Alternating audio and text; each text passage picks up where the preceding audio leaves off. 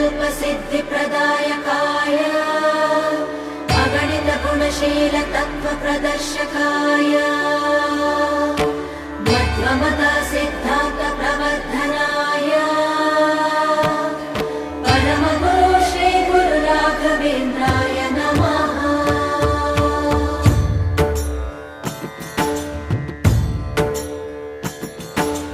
पूज्याय राघवेन्द्राय सत्यधर्मरताय च भजतां कल्पवृक्षाय नमतां कामधेनवे।